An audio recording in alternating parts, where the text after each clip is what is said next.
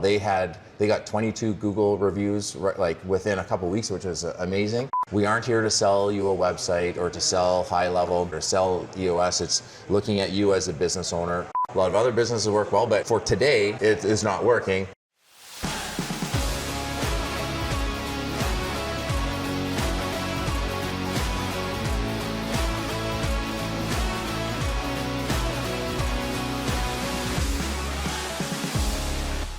Hi guys, this is Daniel and Lionel, and we're talking today about business and marketing, marketing and business in specific niches. And Lionel is happy to share expertise, what he has, because all the expertise from marketing guys, it's all unique. Right on. Well, yeah, thanks a lot for chatting with me. I'm looking forward to having a good discussion. Just share what you do. Share what is your company doing? How many agencies do you have? I know that you have not one. My name is Lionel, and I've run a company called Farmers Marketing for the last 6 years, and it has been a generalist agency that entire time, but we're in the process of niching down, and we work with a lot of contractors and home service type businesses.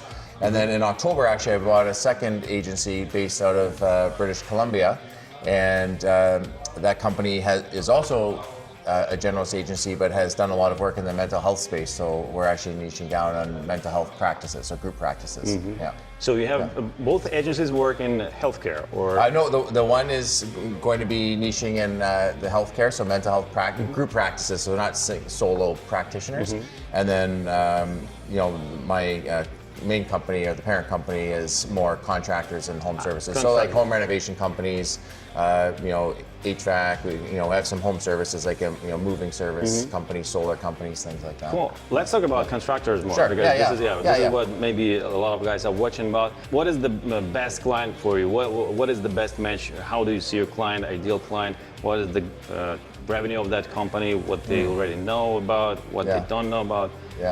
Yeah, great question. And actually, we work with contractors in various sizes. So we had one contractor, which we no longer work with, but it was a good news story.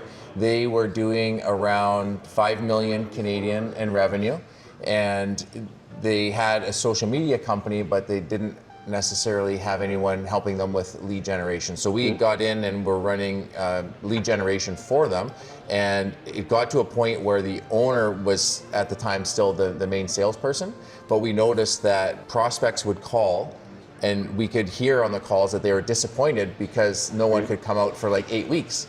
And it was really deflating. You could hear the client, they're excited, and then they're like, okay, we'll book you in 8 weeks. And they're like, oh, you can just hear it on the phone. Yeah. So we talked to the owner and said, it's one thing if you're referred to people and they know and like and trust you, they are willing to wait.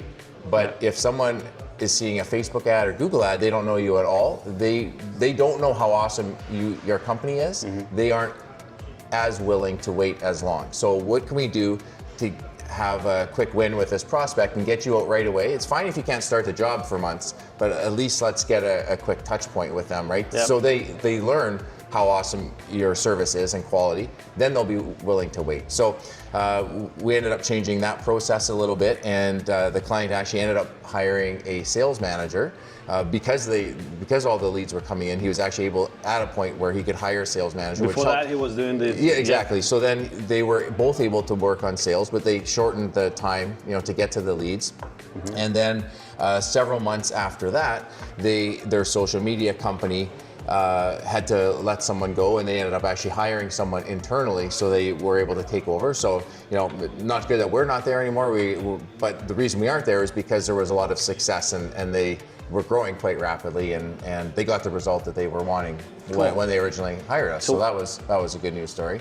Yeah. What I hear is that you're not only doing marketing, you also go deeper into sales, into business processes. Yeah. Right?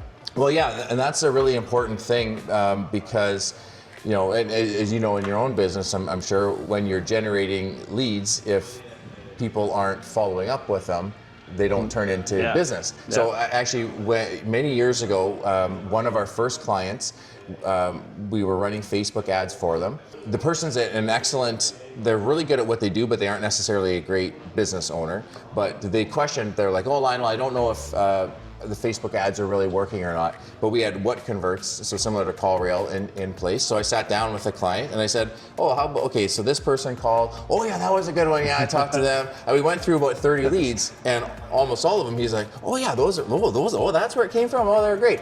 But if we didn't have that data, he would have thought that we were failing and probably would have removed us. And we ended up working with that client for well over 5 years.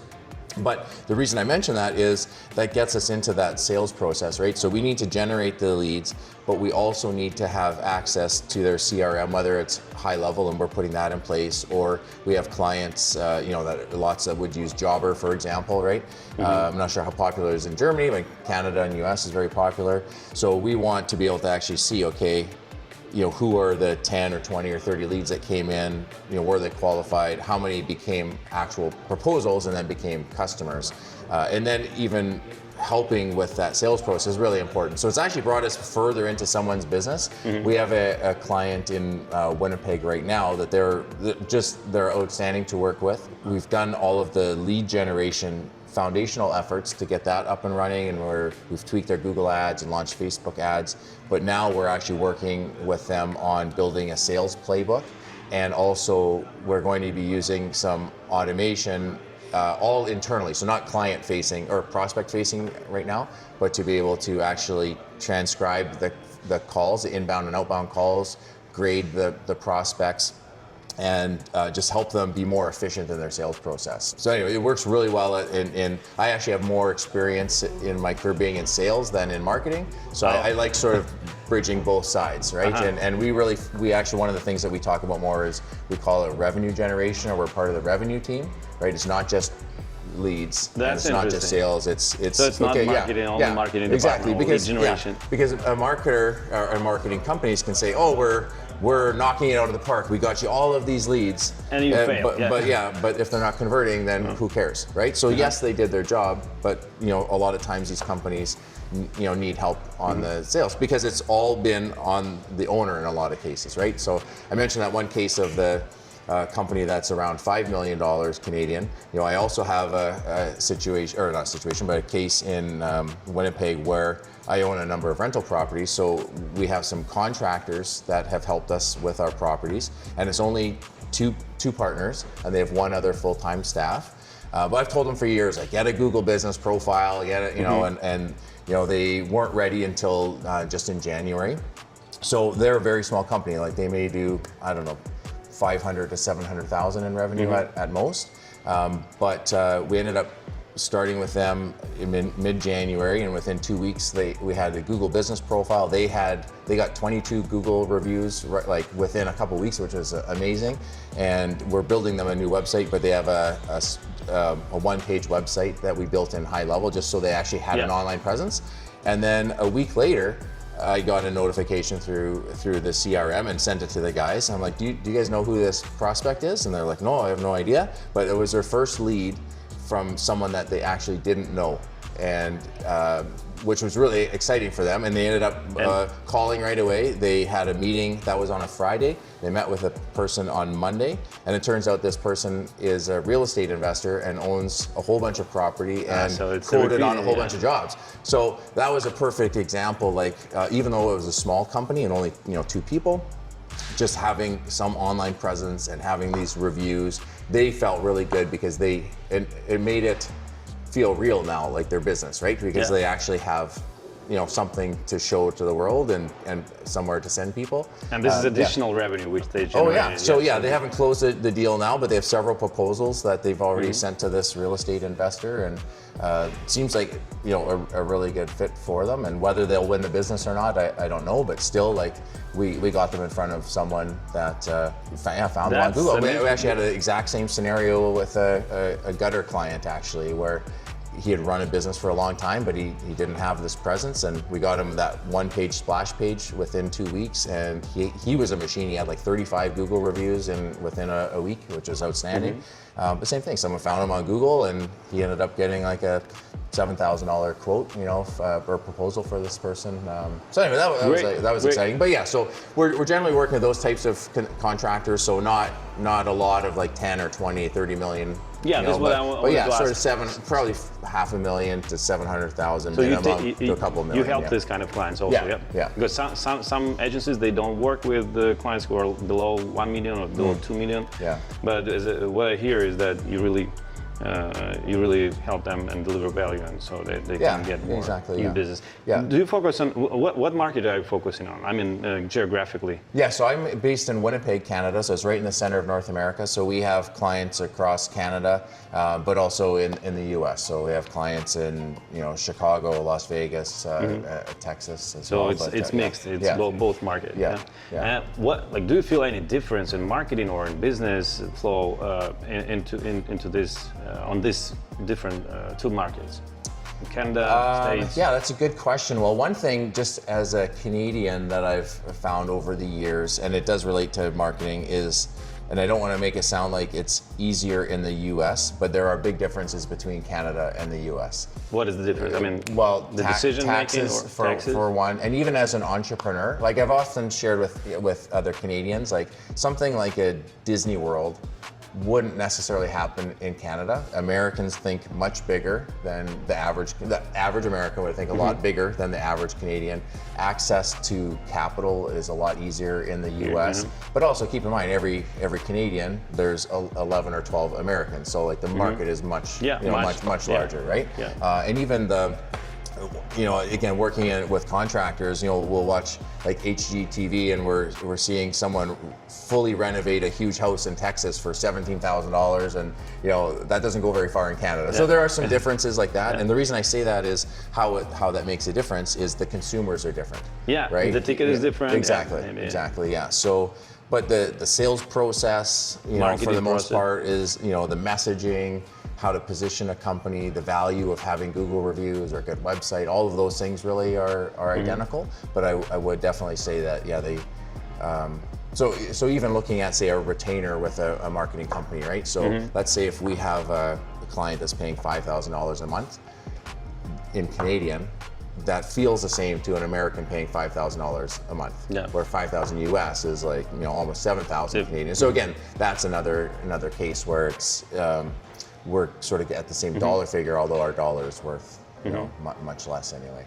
Yeah. A question then to you: if the company is below 1 million in revenue, what would be the first, second, third channel for them to launch? I don't know, like if you're doing this with you or themselves. So what would you recommend? Good question. So we have three main services or service levels, I should say. So this 2-person company, we call it our market foundation, and really it's again getting those foundational elements in place. So it's like having a decent website, Google reviews for sure are important, having a CRM and getting their existing contacts and clients into the CRM, so and helping them with the sales process, and because they have a sales process, but they don't even realize it, right? But just formalizing it, right? So that would be something that's really important. Yeah. And then definitely would be looking at, hey, how can we go out and get, so there's also the process of let's get reviews from your past clients, but then let's also ask them for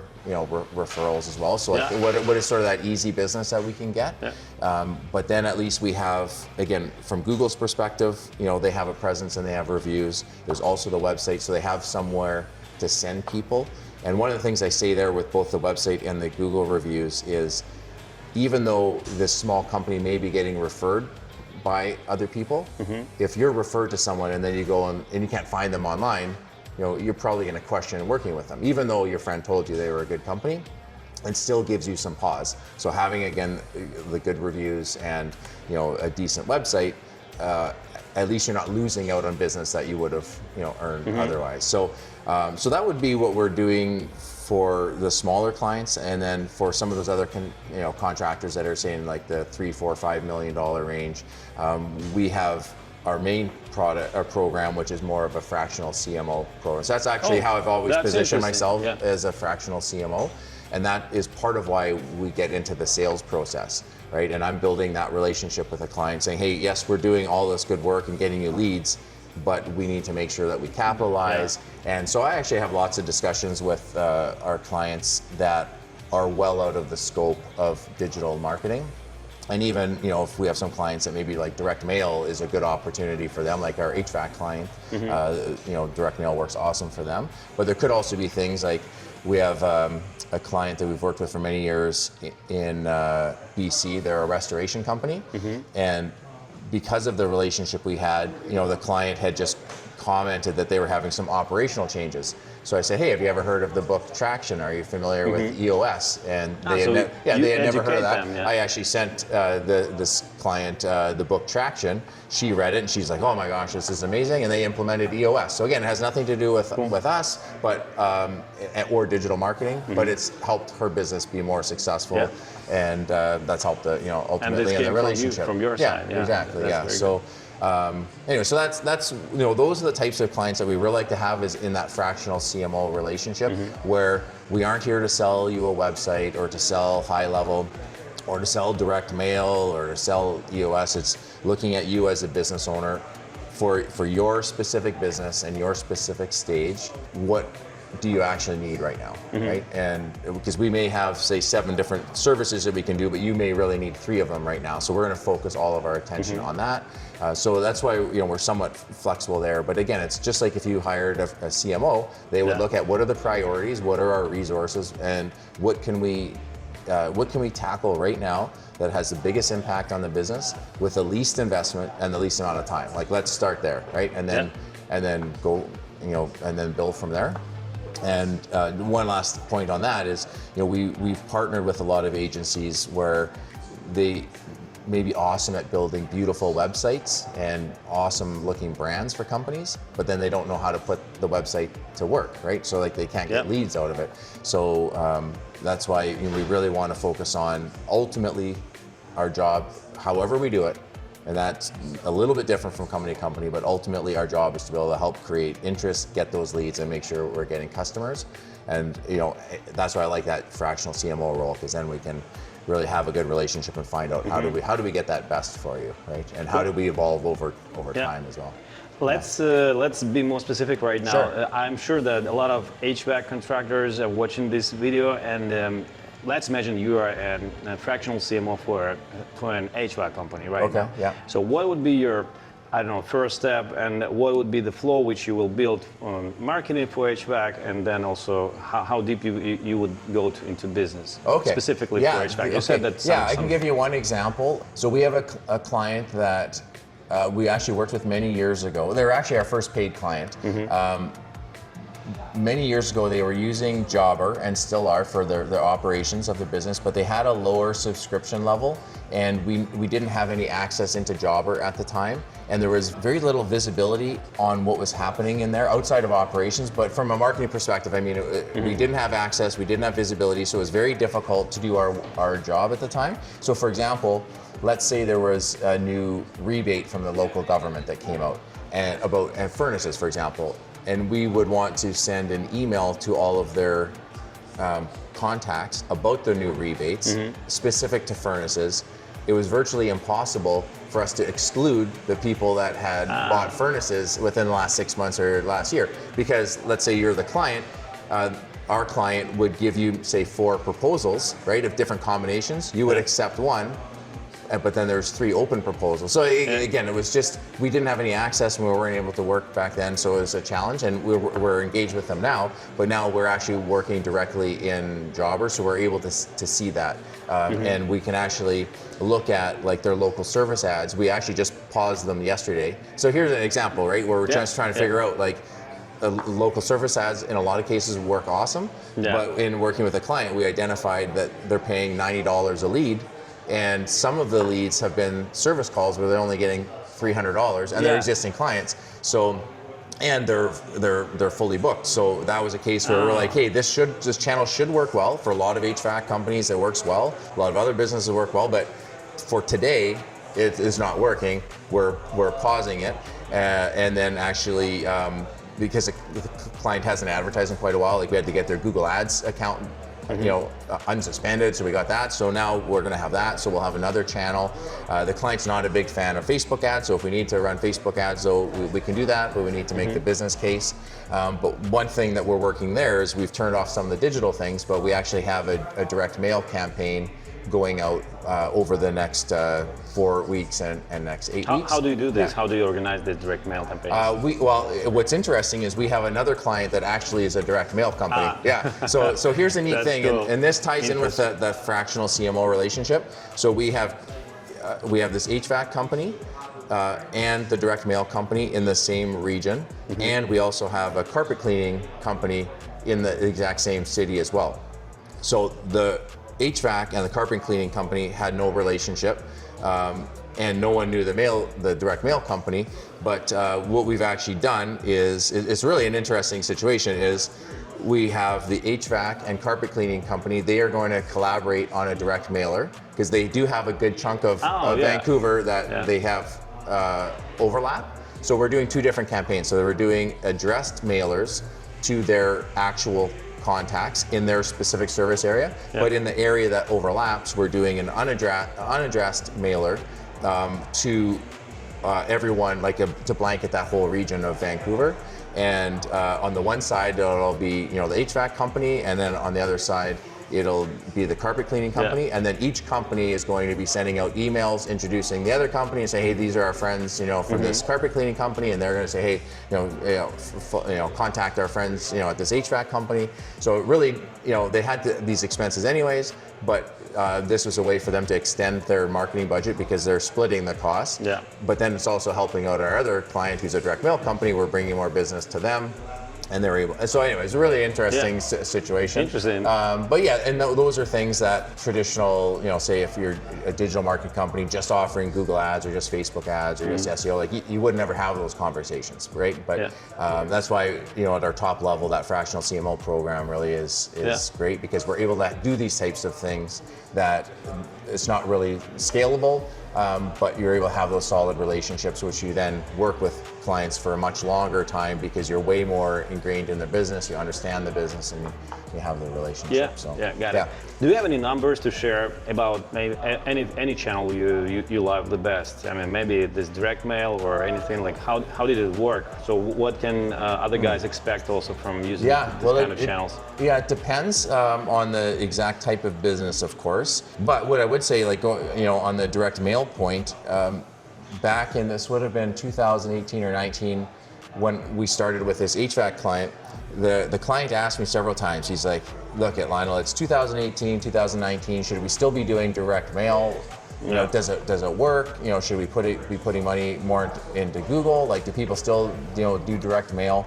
And a lot of companies, I think in that case, would have said, yeah, get with the times, put it all into Facebook ads or Google ads. But my response was, well, we don't know enough whether it works or not, so let's find out and let's have the data tell us, if it works or not.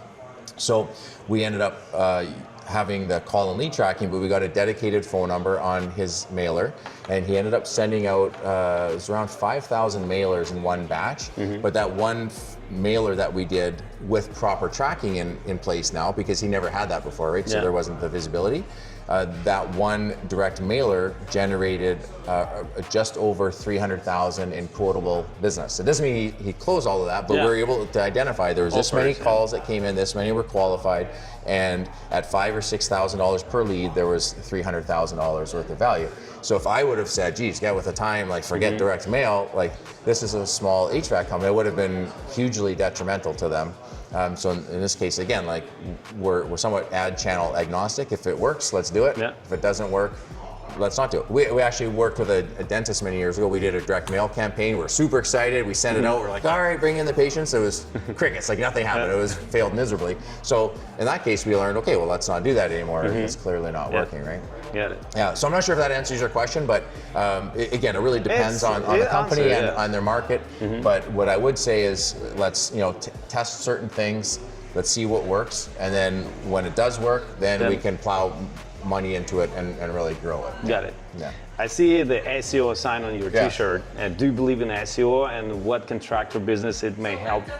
Yeah, well, definitely. And actually, I know we haven't talked about this much, which is fine, but the agency we bought in October, they have an SEO expert, and we've done SEO for many years, but it hasn't been as much of a focus on the technical SEO. It's been a lot more about building dedicated service pages, location pages, and mostly around content. So say like with, they ask, you answer like the big 5 questions, so that's really what we focus on. So I was really excited with the acquisition because it brought in like technical expertise that, as much as a new agency has grown a little bit, it's actually helped my main agency grow even more because we now have more technical expertise. So it's something, I'm really excited to learn more about and invest in more heavily, and that'll help the new agency and the existing one.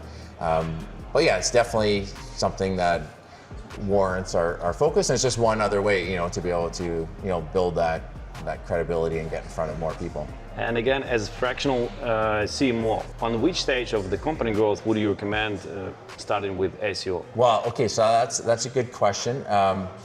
Because for it's cost any a lot, for any of our 3 service levels, it's a component of all of them. Like it's one of our core components and core competencies, but it really depends on the client. And I know we've talked more contractors, but I'll just maybe give one non-contractor example.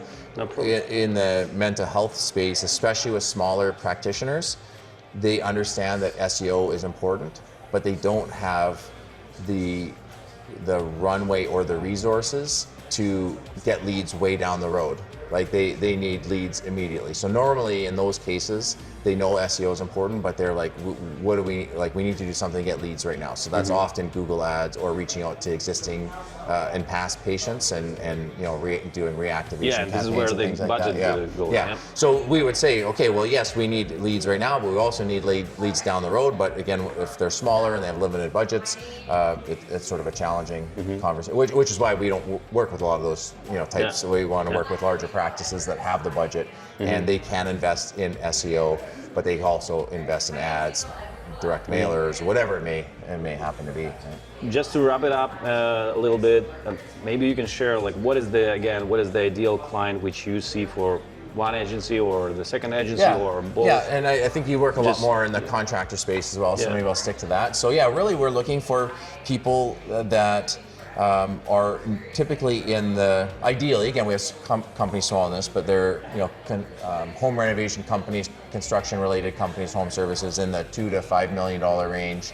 They may have one person that sort of helps out with marketing internally, but in a lot of cases they don't. But they provide very high quality service. They really care about their clients. This is important. So we're looking for good quality clients that really care about what they do and have great service.